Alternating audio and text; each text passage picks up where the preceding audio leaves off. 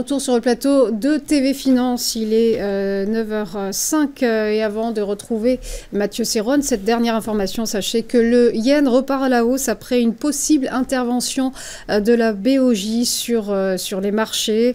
Le yen, après avoir atteint un plus bas historique contre le dollar depuis 34 ans, donc se renforce en raison d'une intervention présumée de la BOJ.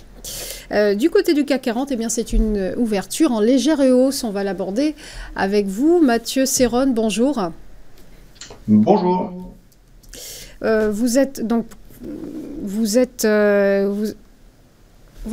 trader et fondateur de Galileo Trading. L'indice parisien a donc terminé la semaine dans le vert à la faveur d'une nette hausse de plus 0,9% et d'un contexte de détente des taux obligataires.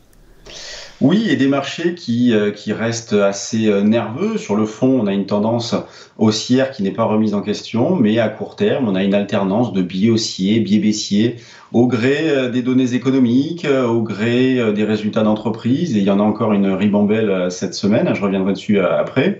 Et concernant les données économiques, justement, celle de la semaine dernière n'était pas très rassurante, où on a une inflation aux États-Unis qui est ressortie supérieure à ce qui était attendu et un PIB inférieur aux attentes. Donc là, c'est vraiment le cocktail qui ne plaît pas au marché, mais des marchés qui ont bien résisté grâce notamment donc à de bons résultats d'entreprise.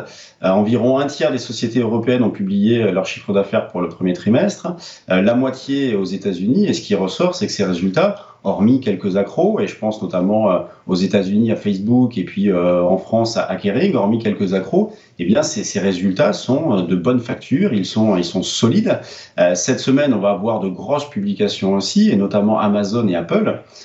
Et puis sur le CAC, 9 entreprises vont publier leur chiffre d'affaires du premier trimestre. On a eu Vivendi ce matin qui dépasse les attentes en ce qui concerne le chiffre d'affaires. Et on va avoir également Capgemini, Stellantis, Téléperformance, Arcelor, Worldline, Crédit Agricole, Legrand et Société Générale. Et du côté macroéconomique, on va avoir aussi des données importantes avec l'inflation en Europe.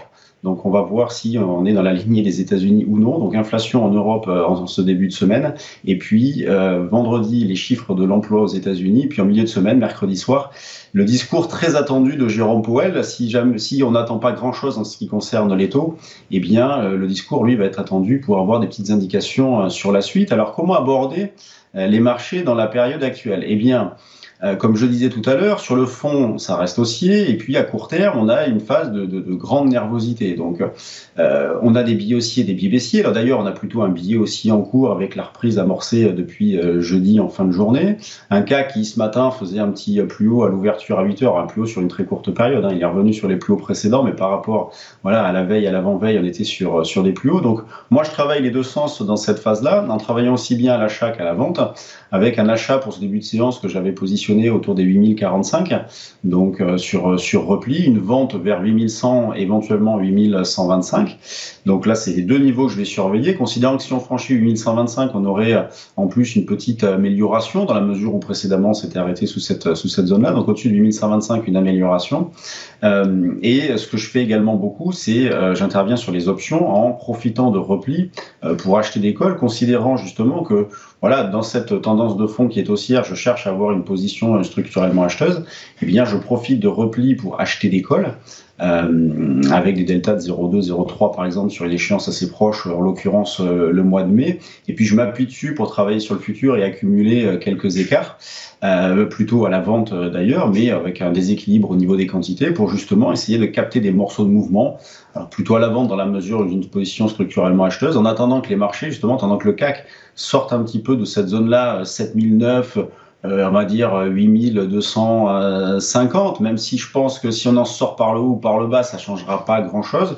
Je pense toujours que l'hésitation va rester extrêmement forte. En tout cas, tout va dans ce sens-là, et c'est ce que l'on retrouve un petit peu partout d'ailleurs. Quand vous regardez le DAX, on a exactement ce même comportement-là. Sur le SP500, c'est pareil aussi. SP500 qui avait une petite tendance à sous-performer la semaine dernière, qui s'est plutôt bien repris vendredi à la faveur de résultats d'entreprise canon, notamment Microsoft et Alphabet jeudi soir. Donc voilà, des marchés qui restent haussiers sur le fond, mais nerveux à court terme. Merci beaucoup Mathieu Serronne pour votre expertise. Je rappelle que vous êtes trader et fondateur de Galileo Trading. Merci à vous.